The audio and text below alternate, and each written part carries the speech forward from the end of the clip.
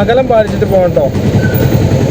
കാരണം അത് നമുക്ക് നല്ലതാണ്. കാരണം നമ്മളൊക്കെ എന്താ പറയുക തൊട്ടില്ല എന്നുള്ള രീതിയിലാണ്. വേറൊരു കാര്യം കൂടി പറയട്ടെ, ഡ്രൈവിങ്ങിൽ നിങ്ങൾ റോഡിൻ്റെ രണ്ട് വശങ്ങളിലും നടുവിലൊരു വെള്ളവരുണ്ടാവും. അപ്പോൾ നിങ്ങളുടെ വരയിലൂടെ മാത്രം പോവുക. മറ്റുള്ളവൻ്റെ വര മായ്ക്കാനും വര തെളിയിക്കാനും നിങ്ങൾ ഡ്രൈവിംഗ് ചെയ്യരുത്. വലിയ ആൾക്കാരാവില്ല. അപ്പോൾ കുറച്ച് മാസം കൂടി ഉള്ളൂ, അത് കഴിഞ്ഞു. എല്ലാം കൊണ്ടും ജനങ്ങൾക്ക് മനസ്സിലായിനോ ഏതൊക്കെ രീതിയിലാണ് ഇപ്പോൾ ജനങ്ങളെ ദ്രോഹിക്കുന്നത്. കാരണം ജനങ്ങൾ പൊറുതി മുട്ടിനോ, 5 പൈസ കയ്യിലില്ല. ഇപ്പോൾ ഇനി മുമ്പത്തെ ഒരുപാട് വർഷങ്ങൾക്ക് 4, 5, 9 വർഷങ്ങൾക്ക് മുന്നേ ഉള്ള ഈ സർക്കാരിൻ്റെ കാര്യം തന്നെ പറഞ്ഞത്. കാരണം ഒക്കെ വികസനം കൊണ്ടുവരാൻ നമ്മുടെ നാട്ടിൽ വികസനം ഉണ്ടാവും, പിന്നെ വികസനത്തിന് നമ്മൾ ഒത്തൊരുമിച്ച് നിൽക്കും എന്നൊക്കെ പറഞ്ഞിട്ടുണ്ടായിരുന്നു.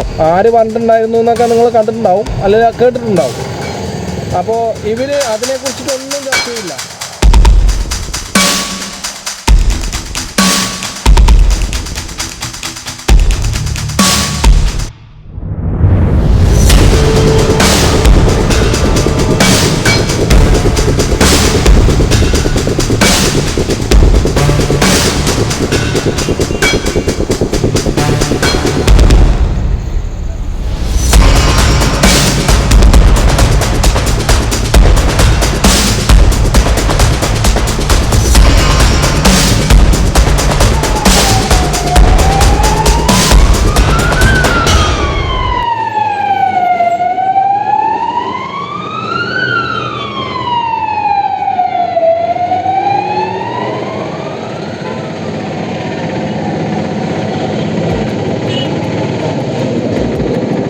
അത് ഞാൻ വേറൊരു കാര്യം കൂടി പറയട്ടെ, ഡ്രൈവിങ്ങിൽ നിങ്ങൾ റോഡിൻ്റെ രണ്ട് വശങ്ങളിലും നടുവിലൊരു വെള്ളവരുണ്ടാവും.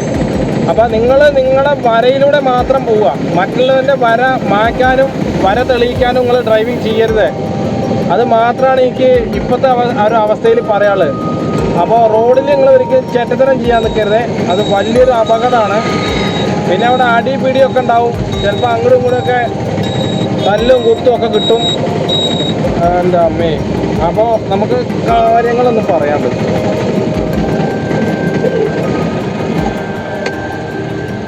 പ്രിയപ്പെട്ട സുഹൃത്തുക്കളെ, നമസ്കാരം കേട്ടോ. അപ്പോഴേ നമ്മളിന്ന് പറയണത്, അല്ലെങ്കിൽ നിങ്ങൾ കേൾക്കാൻ പോണത് റിപ്പോർട്ടർ ചാനലിലെ ഒരു അവതാരികയ്ക്കുണ്ടായ ഒരു പീഡനത്തിൻ്റെ ഒരു കാര്യമാണ്. അത് മാത്രമല്ല കുറേ ഉണ്ട്. ഇപ്പോൾ ഓർമ്മയിൽ വരുമ്പോൾ നമുക്കത് പെട്ടെന്ന് പറയാൻ പറ്റും. പിന്നെ അതിൻ്റെ അടുത്ത് മൈക്കല്ല, ഈ മൈക്കല്ലാത്തതിൻ്റെ പ്രശ്നം മാത്രമാണ്. അപ്പോൾ കുറേ ആൾക്കാരുടെ അടുത്ത് പറഞ്ഞു എൻ്റെ ശബ്ദം കറക്റ്റായിട്ട് ക്ലിയർ ആവുന്നില്ല, ബാക്കിയൊക്കെ കറക്റ്റാണ്, വീഡിയോ കാര്യങ്ങളൊന്നും കുഴപ്പമില്ല എന്ന് പറഞ്ഞു. അപ്പോൾ മൈക്ക് വാങ്ങാനൊക്കെ നമുക്ക് കുറേ എന്താ പറയുക സമയം ഉണ്ട്. കുറേ പെട്ടെന്ന് നമ്മൾ ഇരുന്നിട്ടല്ലേ കാത് കിട്ടാൻ പറ്റുള്ളൂ. അപ്പോൾ നിങ്ങൾ വാഹനങ്ങളുടെ വേഗതയും അവർ എങ്ങനെയൊക്കെയാണ് പോകുന്നതെന്നൊക്കെ ഒന്ന് കാണണട്ടോ. അപ്പോൾ അഞ്ജന എന്നാണ് ആ കുട്ടിയുടെ പേര്. അപ്പോൾ ഒന്നൊരു ഫേസ്ബുക്കിൽ 2 ദിവസമായിട്ട് ഇതിങ്ങനെ കാണുന്നുണ്ട്. നമ്മളൊക്കെ കണ്ടിട്ടുണ്ടാവും, ഞാൻ ഈ പ്രത്യേക എടുത്ത് കാണിച്ചു തരണ്ട, എന്നാലും ഞാൻ കാണിക്കാം. അപ്പോൾ അതിൽ എഴുതിയിട്ടുള്ളത് ഇങ്ങനെ ഒരു അനുഭവം ഉണ്ടായി.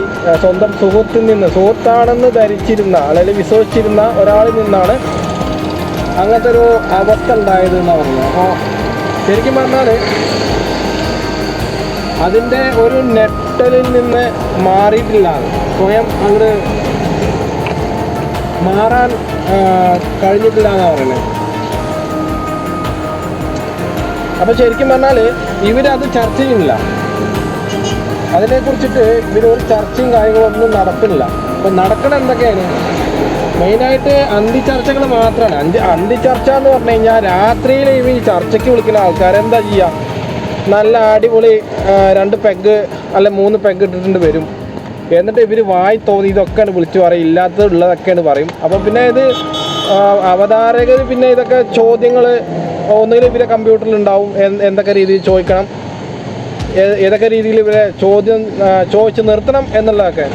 ഇപ്പം നമ്മളെ ഇവർ വിളിക്കുന്നില്ലല്ലോ, എന്നാൽ പിന്നെ അവസാനത്തെ അന്തിച്ചർച്ച ചെയ്യുക അവർ ഒരിക്കലും. അത് ഏത് മാധ്യമമായാലും അവസാനത്തെ ഒരു ചർച്ച തന്നെയാകും അവർ, പിന്നെ അവർ അന്തിച്ചർച്ച ഉണ്ടാവില്ല. അപ്പോൾ ഈ അന്തിച്ചർച്ചകളിലാണ് നമുക്ക് ചർച്ചകൾ മാത്രമാണ് കൊണ്ടുനടക്കാൻ പറ്റുള്ളൂ, അല്ലാതെ കാര്യങ്ങളിലേക്ക് നമുക്ക് നീങ്ങാൻ കഴിയില്ല, കാര്യത്തിലേക്ക് നമുക്കത് കൊണ്ടുപോകാനും കഴിയില്ല. അതിനൊക്കെ ശരിക്കും പറഞ്ഞാൽ മുടക്കാണ്, എല്ലാത്തിനും മുടക്കാണ്.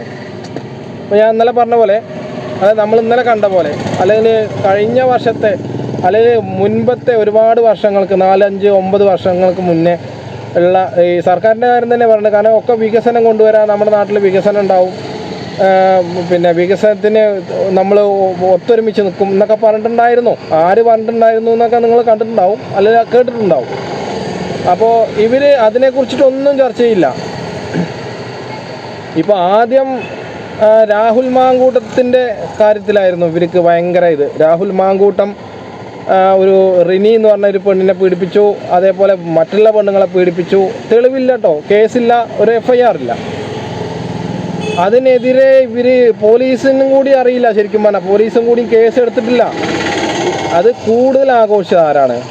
രാഹുൽ മാങ്കൂട്ടത്തിൻ്റെ പിന്നെ ഈ ഗർഭചിത്രം നടത്തുന്ന ഓഡിയോ സന്ദേശങ്ങൾ, ഇതൊക്കെ ഇവർക്ക് അനുവാദം കൊടുത്തു? സോഷ്യൽ മീഡിയയിൽ ഇടാൻ ഇവർക്ക് ആര് അനുവാദം കൊടുത്തു? അപ്പോൾ ശരിക്കും പറഞ്ഞാൽ രാഹുൽ മാങ്കൂട്ടത്തിന് കേസ് കൊടുക്കാം. പക്ഷേ അത് അദ്ദേഹത്തിൻ്റെ ഒരു ബുദ്ധി, അദ്ദേഹത്തിൻ്റെ ഒരു എന്താ പറയുക, ഒരു മാന്യത എന്ന് പറയാം. ഇത് എത്രത്തോളം പോകും എന്നറിയാൻ വേണ്ടിയിട്ടായിരിക്കാം ചിലപ്പോൾ ഇതിങ്ങനെ കാട്ടുന്നത്. അപ്പം നമ്മളെ പറ്റി ഒരാളില്ലാത്തത് പറയാം, എന്ത് വേണമെങ്കിലും പറയാം തീർച്ചയായിട്ടും. പക്ഷെ അത് തെളിയിക്കേണ്ട കടമ ആ പറഞ്ഞ ആൾക്ക് തന്നെയാണ്. ഇന്നമാതിരി അവൻ ചെയ്തു, അവൻ ഇന്നമാതിരി ചെയ്തു. ഇപ്പോൾ നമ്മുടെ നാട്ടിൽ ഇപ്പോൾ പിന്നെ പീഡനത്തിന് ഇരയാക്കിയ ആൾക്കാർ ഇഷ്ടം പോലെ ഉണ്ട്. നമ്മുടെ MLA ആയിരിക്കണ, നമ്മുടെ MLA ഒന്നുമല്ല, മുകേഷ്, മൂപ്പര് സിനിമയിൽ തന്നെ പണ്ട് പിന്നെ സ്ത്രീ വിരുദ്ധനായിരുന്നു. സ്ത്രീകളെ കാണാൻ തന്നെ ഭയങ്കര വെറുപ്പായിരുന്നു മുകേഷിന്. അതേപോലെ ഗണേഷ് കുമാർ, നമ്മുടെ ഗതാഗത മന്ത്രി, മൂപ്പര് റോഡിൻ്റെ കാര്യത്തിൽ ഒരു ശ്രദ്ധയില്ല, വാഹനത്തിൻ്റെ കാര്യത്തിൽ ഒരു ശ്രദ്ധയില്ല. മൂപ്പരെ പിന്നിലുള്ള ആൾക്കാർ എന്താണോ പറയുന്നത്, സർക്കാരിൻ്റെ ഖജനാവിലേക്ക് എത്ര രൂപ കിട്ടുന്നുള്ളത് കാൽക്കുലേറ്റ് ചെയ്തിട്ടാണ് മൂപ്പര് മാധ്യമങ്ങളെ മുന്നിൽ പോയിട്ട് സംസാരിക്കണേ ശരിക്കും പറഞ്ഞാൽ. അപ്പോൾ മൂപ്പർക്ക് അതിനെപ്പറ്റി ഒന്നും അറിയില്ല. മൂപ്പര് ആ സിനിമയിലുള്ള കാര്യങ്ങൾ മാത്രമാണ് മൂപ്പര് ഇവിടെ പറയണത്. എന്താണ് മൂപ്പര് ഗതാഗതത്തിലായിട്ട് പ്രാവർത്തികമാക്കിയിട്ടുള്ളത്? അപ്പോൾ പ്രത്യേകിച്ച് നമുക്ക് പറയേണ്ട കാര്യം, വെള്ള പെയിൻ്റ് അടിച്ച ടൂറിസ്റ്റ് ബസ്സുകൾ. ആൻ്റണി രാജു കൊണ്ടുവന്നൊരു പണ്ടാരക്കെട്ടിലെ പദ്ധതിയായിരുന്നു അത്. എന്ത് പദ്ധതി? വെള്ള പെയിൻ്റ് അടിച്ചിട്ട് ഈ വെള്ള പെയിൻ്റ് കൊണ്ട് എത്ര കാലം നമ്മൾ നടക്കും? ഏതൊരാൾക്കും അവനന് ഇഷ്ടമുള്ള ഭക്ഷണം കഴിക്കാൻ, ഇഷ്ടമുള്ള ഡ്രസ്സ് ഇടാം. ഇപ്പോൾ KSRTCക്ക് മാത്രം പുതിയതായിട്ട് രൂപകൽപ്പന ചെയ്തിട്ടുള്ള ബസ്സുകൾ ഇറക്കിയെന്ന് പറഞ്ഞു. എത്ര 100, 162 ബസ്സുകൾ ഇറക്കിയിട്ടുണ്ട്. അപ്പോൾ ഇവർ ശരിക്ക് 2 രീതിയിലുള്ള സ്വഭാവമാണ് ഇവർ ചെയ്തുകൊണ്ടിരിക്കുന്നത്. 2 തരത്തിലുള്ള സ്വഭാവമാണ്. അപ്പോൾ അതിൽ പ്രത്യേകിച്ച് പറയുമ്പോൾ മൂപ്പരെ പീഡിപ്പിച്ചിട്ടില്ല ഇന്നവരെ. മൂപ്പരെ പീഡിപ്പിക്കാത്ത ഒരാളായിരുന്നു. പീഡനത്തിൽ ഒരടിയും കിട്ടിയിട്ടില്ല. ഒന്നും അടി, മൂക്കിന് അടി കിട്ടി അങ്ങനെ. അതൊക്കെ വെറുതെയാണ്. അതൊക്കെ ശരിക്കും പറഞ്ഞാൽ ഫോട്ടോ എഡിറ്റിംഗ് ആണ് കേട്ടോ. അങ്ങനെയൊന്നും ഗണേഷ് കുമാർ ചെയ്യില്ല ഒരിക്കലും. പിന്നെ അതേപോലെ ശശീന്ദ്രൻ എന്ന് പറഞ്ഞ ഒരാൾ, പിന്നെ നമ്മുടെ വനം വന്യജീവി വകുപ്പിലുള്ളൊരു ശശീന്ദ്രൻ ഉണ്ട്, മന്ത്രിയാണ്. ആ മൂപ്പര് 2-3 കുറേ വർഷങ്ങൾക്ക് മുന്നേ ഉള്ള കാര്യമാണോ, 2022 കാര്യമാണോ, 2022-23 കാര്യമാണ്. അപ്പോൾ മൂപ്പര് പറയണത് ഈ മകളെ പീഡിപ്പിച്ച ഏതൊരാളത്രേ, അല്ല പേരൊക്കെ നമുക്കറിയാം, പക്ഷേ അതൊക്കെ നീ തിരഞ്ഞു പിടിക്കേണ്ടി വരും. അപ്പം ശശീന്ദ്രൻ വിളിക്കുകയാണ്, അവിടെ എന്തോ ഒരു പ്രശ്നം നടക്കുന്നുണ്ട്, അത് നല്ല രീതിയിൽ തീർക്കണം. അപ്പോൾ ഈ പീഡിപ്പിച്ച മകളുടെ അച്ഛനാണ് വിളിക്കുന്നത്. അപ്പോൾ അച്ഛൻ ചോദിക്കുകയാണ് ഏത് രീതിയിലാണ്, എങ്ങനെയാണ് നല്ല രീതി എന്ന് ചോദിക്കുന്നുണ്ട്. സ്വന്തം മകളെ പീഡിപ്പിച്ചിട്ട് ആ കേസ് ഒതുക്കി നല്ല രീതിയിൽ തീർക്കണം എന്ന് പറയുമ്പോൾ പണ്ടത്തെ കാലം ഓർമ്മ വരുവാണേ. ഈ പണ്ട് തമ്പ്രാക്കന്മാർ വരുമ്പോൾ നമ്മൾ ഒഴിഞ്ഞ് മാറി കൊടുക്കണം. എവിടുന്ന്, വരമ്പിലായാലും വഴിയിൽ നിന്നായാലും നമ്മൾ മാറി ഒഴിഞ്ഞു കൊടുക്കണം. അതേപോലെ പിന്നെ ഏറ്റവും താഴ്ന്ന ജാതിയാണെങ്കിൽ ആ തമ്പ്രാക്കന്മാരെ അടുത്തേക്ക് നമ്മുടെ ഭാര്യയോ മകളെ നമ്മൾ അവർക്ക് കൂടെ കിടക്കാൻ കൊണ്ടുവിടണത്ര. അങ്ങനെ ഒരു സമ്പ്രദായം ഉണ്ടായിരുന്നു പണ്ട്. ഞാനൊന്നൊന്നില്ല, നമ്മൾ ഈ കേൾക്കണവരുണ്ടാവില്ല, കുറേ വർഷങ്ങൾക്ക് മുന്നേ. അപ്പോൾ അങ്ങനത്തെ ഒരു സമ്പ്രദായം ആണ് ഇപ്പോഴത്തെ ഭരണത്തിൻ്റെ സിസ്റ്റം. ഇപ്പം ആരെയും കാണാനല്ല, ഇവർക്ക് ഒരു എന്താ പറയുക, ഒരു മാറ്റാണ് ഇവർക്ക് ആവശ്യം. കാരണം ഇവർ തെറ്റ് ചെയ്യുമ്പോൾ ഞങ്ങൾ ആ തെറ്റിലേക്കില്ല. ഞങ്ങൾ തെറ്റ് ചെയ്താലും ഞങ്ങൾ ആ തെറ്റ് ഞങ്ങളത് അംഗീകരിക്കില്ല എന്നുള്ള രീതിയാണ്. ഇപ്പോൾ പാലക്കാട് ഒരു സ്കൂളിൽ ബോംബ് പൊട്ടി എന്ന് പറഞ്ഞിട്ടുണ്ട്. പക്ഷേ അതൊന്നും ചാനൽ ചർച്ചകളിൽ ചർച്ച ഉണ്ടായിരുന്നില്ല. അപ്പോൾ അവിടെ ഭരണത്തിലുള്ള ആൾക്കാർ ശരിക്കും പറഞ്ഞാൽ BJPയുടെ സംഘപരിവാറിൻ്റെ അതേപോലെ RSSൻ്റെ ശാഖയൊക്കെ നടത്തുന്ന ഒരു സ്ഥലം കൂടി അത്രേ. അപ്പോൾ അവിടെ ചർച്ചകൾ കൂടുതൽ ഉണ്ടായിട്ടില്ല. അത് ഇവർ മുക്കിയതാണോ അതോ, അതാണ് ഞാൻ പറഞ്ഞത്, ഇവർ മുക്കിയതല്ല, അത് മോളിൽ നിന്നുള്ള വിളി വരും. ഇവർക്ക് അത് പറയരുതേ, അത് പറഞ്ഞു കഴിഞ്ഞാൽ നിങ്ങളെ ചാനൽ ഞങ്ങൾ പൂട്ടിക്കും, അപ്പോൾ പിന്നെ നാളെ നിങ്ങൾ പിച്ചച്ചട്ടിയായിട്ട് ഇറങ്ങേണ്ടി വരും ഞങ്ങളെപ്പോലെ എന്ന് അവർ പറഞ്ഞിട്ടുണ്ടാവും. അപ്പോൾ അവർ അതിനെക്കുറിച്ച് പറയില്ല, ഒരു കാര്യം പറയില്ല. അപ്പോൾ അതേപോലെ തന്നെയാണ് ഈ അഞ്ജന എന്ന് പറഞ്ഞ കുട്ടിക്കും അതിന് മുന്നേ തന്നെ റിപ്പോർട്ടർ ചാനൽ ഉണ്ടായിരുന്നൊരു കുട്ടിക്കും ഇതേപോലെ പറ്റിയത്. അവർ മെഡിക്കൽ ലീവ് ചോദിച്ചിട്ട് ലീവ് കൊടുത്തില്ല എന്ന് മാത്രമല്ല, അവർ ഭയങ്കര മാനസികമായിട്ട് പിന്നെ വളരെ മോശമായിട്ടൊക്കെ ആ റിപ്പോർട്ടത്തെ ആൾക്കാർ പറയണ്ടായി എന്ന് പറഞ്ഞു. അപ്പോൾ അത് സുജാ പാർവതി ഉണ്ട്, അതേപോലെ അരുണുണ്ട്, ആൻഡ് ഓഗസ്റ്റ് ഉണ്ട്. ഇവർക്ക് എതിരെ ആരും ഒരു ചർച്ചയോ ഒരു കാര്യങ്ങളോ ഒന്നും ചെയ്യുന്നില്ല, ഒന്നും ചെയ്തിട്ട് കണ്ടിട്ടുമില്ല കേട്ടോ. പിന്നെ ഷാഫി പറമ്പിൻ്റെ കാര്യം പറയാം. മൂപ്പര് MP മെമ്പർ ഓഫ് പാർലമെൻറ്റിലത്തെ ഒരു അംഗത്തുള്ള ആളാണ്. അപ്പോൾ മൂപ്പരെയൊക്കെ പോയിട്ട് വണ്ടി തടയാതെ പോലെ ഏതോ ഒരു നായിൻ്റെ മാൻ വന്നിട്ട് തെറി പറയണ്ടായി. തെറി പറഞ്ഞിട്ട് ഉളുപ്പുണ്ടോടാ നായ എന്നൊക്കെ ചോദിച്ചിട്ട് വളരെ മോശമായിട്ട് സംസാരിക്കേണ്ടായി. അപ്പോൾ ശരിക്കും പറഞ്ഞാൽ DYFIക്കാരെ തോന്നുന്നുണ്ട് അവർക്ക് ശരിക്കും പറഞ്ഞാൽ വിദ്യാഭ്യാസം ഉണ്ടോ എന്നാണ് ചോദിക്കുന്നത്. SFI ആണോ DYFI ആണോ എന്നറിയില്ല. പക്ഷേ ഇത്രയും ബോധമില്ലാത്ത ആൾക്കാരാണോ ഈ പ്രതിഷേധത്തിന് പോണത്? നമുക്ക് പ്രതിഷേധിക്കാനുള്ള അവകാശം എവിടെയുണ്ട്, എല്ലായിടത്തും ഉണ്ട്. പക്ഷേ അനാവശ്യപരമായിട്ട് ഒരാളെ തെറി പറയാനോ ആഭാസപരമായിട്ട് കാണിക്കാനോ ഒന്നും ചെയ്യാൻ പാടില്ല. അത് പ്രതിഷേധം എന്നല്ല പറയാത്. അപ്പോൾ നമ്മളൊക്കെ കഴിഞ്ഞ കുറേ വർഷങ്ങൾക്ക് മുന്നേ അല്ലെങ്കിൽ ഹെൽമെറ്റ് കൊണ്ട് അടിക്കുക, കരിങ്കൊടി കാണിച്ചതിന് ഹെൽമെറ്റ് കൊണ്ട് അടിച്ചു, അങ്ങനെ പല ഇതും നമ്മൾ കേട്ടിട്ടുണ്ട്. പക്ഷേ നമ്മുടെ ഉമ്മൻചാണ്ടി സർക്കാരിൻ്റെ കാലത്ത് അദ്ദേഹത്തിനെതിരെ കരിങ്കൊടി കാണിച്ചിട്ടുണ്ട്. ഈ ഇപ്പോൾ ഭരിക്കുന്ന പാർട്ടിക്കാരുടെ ആൾക്കാരനെ അദ്ദേഹത്തിന് കല്ലെറിഞ്ഞിട്ടുണ്ട്. കല്ലെറിഞ്ഞ് നെറ്റിയിൽ നിന്ന് ചോര വന്ന് അതൊക്കെ നമ്മൾ കണ്ടിട്ടുണ്ട്. നമ്മൾ വാർത്താക്കാർ അന്ന് ഇത്ര എന്താ പറയുക, മോശമായിട്ട് ഒരു വാർത്താക്കാരും പറഞ്ഞിട്ടില്ല. അന്ന് കൂടുതലും ഏഷ്യാനെറ്റ് ആയിരുന്നു കൂടുതൽ. പിന്നെ ഏഷ്യാനെറ്റ് തന്നെ ആയിരുന്നു അന്ന്. ഇങ്ങനത്തെ ഈ മരം കട്ടർ TV ഒന്നും ഒരിക്കലും വന്നിട്ടില്ല. അപ്പോൾ ശരിക്കും പറഞ്ഞാൽ അതേപോലെ മുഖ്യമന്ത്രിയുടെ കസേരയിൽ ഒരു കള്ളൻ ഇരുന്നിട്ടുണ്ടായിരുന്നു. അതൊക്കെ നമ്മൾ കണ്ടിട്ടുണ്ടായി. അതൊക്കെ മൂപ്പര് തമാശ രൂപത്തിലാണ് എടുത്തിട്ടുണ്ടായിരുന്നത്. ഒരിക്കലും അത് ഗൗരവപരമായിട്ട് പിന്നെ എടുത്തിട്ടുണ്ടായിരുന്നില്ല. ഇപ്പോൾ ആരെങ്കിലും ഇതേപോലെ മുഖ്യമന്ത്രിയുടെ കസേരയിൽ ഇരിക്കുകയാണെങ്കിൽ തീർച്ചയായിട്ടും അയാൾ ചിലപ്പോൾ അയാൾ ഈ ഭൂമിയിൽ ഉണ്ടാവില്ല. തീർച്ചയായിട്ടും അല്ല, വേറൊരു കാര്യം കൂടി ഉണ്ട്. ഇതിൽ കസേരയിൽ ഇരിക്കാനുള്ള ഒരു അവസരം കൂടി മറ്റുള്ളവർക്ക് കൊടുക്കുന്നില്ല. അപ്പോൾ അങ്ങനെയുള്ളതൊക്കെ വരുമ്പോൾ, അങ്ങനെയൊക്കെ ആവുമ്പോൾ ശരിക്കും പറഞ്ഞാൽ വലിയൊരു പ്രശ്നം തന്നെയാണത്. ഇപ്പോൾ ഭരിക്കുന്ന ആൾക്കാരെ ആർക്കാണ് വേണ്ടത്? ഇപ്പോൾ ഭരിച്ചുകൊണ്ടിരിക്കുന്ന ഏതെങ്കിലും ഒരു വ്യക്തിക്ക് ജനങ്ങൾ എന്തെങ്കിലും രീതിയിൽ സപ്പോർട്ട് കൊടുക്കുന്നുണ്ടോ? ഇല്ല, ഒരിക്കലും കൊടുക്കുന്നില്ല. അത്രയും വെറുത്തു പോയി. നമ്മുടെ ഗതാഗത നിയമം തന്നെ പറയുക, ഗതാഗതത്തിലെ നിയമങ്ങൾ തന്നെ പറയുകയാണെങ്കിൽ വളരെ എന്താ പറയുക, മോശമായിട്ടുള്ള ആറ്റിറ്റ്യൂഡാണ് ഇപ്പോഴത്തെ ഈ ഗതാഗത മന്ത്രി ഇരിക്കുന്നത്. അത് ഗതാഗത മന്ത്രിയുടെ സ്വന്തം ഇഷ്ടമല്ല കേട്ടോ, അത് മറ്റുള്ള പിന്നിന്നുള്ള ഓരോ ഇതാണ്. കാരണം അവിടെ നമ്മുടെ Kottayam medical college, Thiruvananthapuram medical കോളേജിൽ ഹാരിസ് ഡോക്ടറെ നമുക്കറിയാം. അദ്ദേഹം എന്തൊക്കെ മാനസികമായിട്ട് പീഡനം കൊണ്ട് പീഡിപ്പിച്ചു. അപ്പോൾ അതൊക്കെ മനസ്സിലാക്കിയ, എന്നിട്ട് തെറ്റ് ചെയ്തവർ വളരെ എന്താ പറയുക, വളരെ അഭിമാനത്തോടു കൂടി നടക്കുക. ശരിക്കും അഭിമാനിക്കല്ല നിങ്ങൾ വേണ്ടത്, നിങ്ങൾ ശരിക്കും അപമാനപ്പെട്ടിരിക്കുകയാണ്. അതാണ് നിങ്ങൾ ഈ ഒരു സിറ്റുവേഷനിൽ മനസ്സിലാക്കേണ്ട കാര്യം. കള്ളത്തരങ്ങൾ മറച്ചു വെക്കാൻ വേണ്ടിയിട്ട് മറ്റുള്ള ആൾക്കാരെ പഴി പറഞ്ഞിട്ട് നിങ്ങൾ വലിയ ആൾക്കാരാവില്ല. അപ്പോൾ കുറച്ച് മാസം കൂടി ഉള്ളൂ, അത് കഴിഞ്ഞു. എല്ലാം കൊണ്ടും ജനങ്ങൾക്ക് മനസ്സിലായിനോ ഏതൊക്കെ രീതിയിലാണ് ഇപ്പോൾ ജനങ്ങളെ ദ്രോഹിക്കണേ. കാരണം ജനങ്ങൾ പൊറുതി മുട്ടിനു, 5 പൈസ കയ്യിലില്ല. ഇപ്പോൾ ഇനിയിപ്പോൾ കുറച്ച് ദിവസം കൂടി കഴിഞ്ഞാൽ ഓണം വരികയാണ്. ഓണത്തിന് കാണം വിറ്റ് ഓണം ഉണ്ണണ്ട എന്ന് പറയുന്നുണ്ട്. പക്ഷേ കാണം വിറ്റിട്ട് ഓണം ഉണ്ണാതെ വേറെ നിവർത്തിയില്ല അവിടെയുള്ള ജനങ്ങൾക്ക്.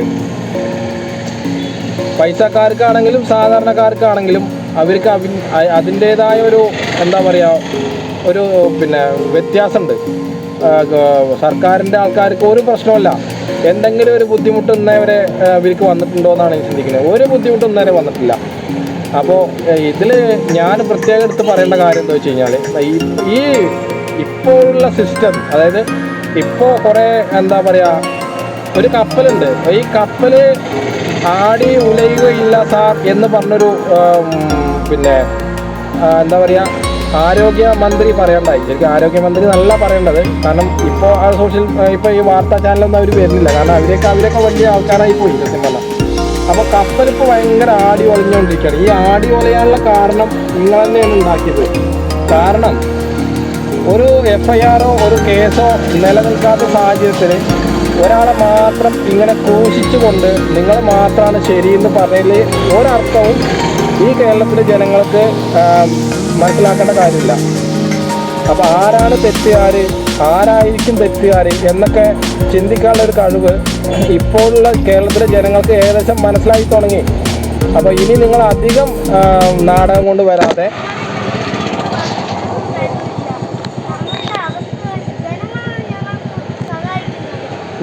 വരാതെ നിങ്ങൾ എന്തായാലും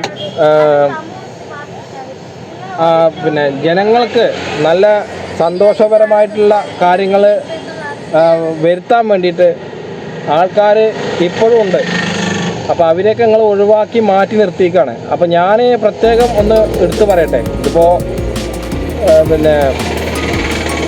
മൊട്ട ഒരിക്കൽ പറയണ്ടായി, സ്വരാജ് വടകരയിൽ ജയിക്കും, അവിടെ ജയിക്കും, ഇവിടെ ജയിക്കും. എന്നിട്ട് എന്തേ ഉണ്ടായി? ഊമ്പിപ്പോയില്ലേ? ശരിക്കും പറഞ്ഞാൽ ആകെ ഊമ്പിയില്ലേ? ആ ഊമ്പലിന് പകരമായിട്ടാണ് നിങ്ങൾ ഷാഫി പറമ്പിലിനെ വടകരയിൽ വെച്ച് തടുക്കാനും തെറി പറയാനൊക്കെ പോയത്. അതൊക്കെ എല്ലാവർക്കും അറിയണ കാര്യം തന്നെയാണത്. അപ്പോൾ ജനങ്ങൾ തീട്ടമൊന്നുമല്ല കഴിക്കണത്, വാർത്താക്കാരാണ് ശരിക്കും തീട്ടം കഴിക്കണത്. ജനങ്ങളുടെ തീട്ടം കഴിക്കുന്നത് വാർത്താക്കാരാണ്. അപ്പോൾ ഞാൻ പ്രത്യേകം എടുത്തു പറയട്ടെ, ഇനി എന്തായാലും LDF വരും, ശരിയാകും എന്നുള്ള വാക്ക് നമ്മൾ പറ്റെ മറക്കുക.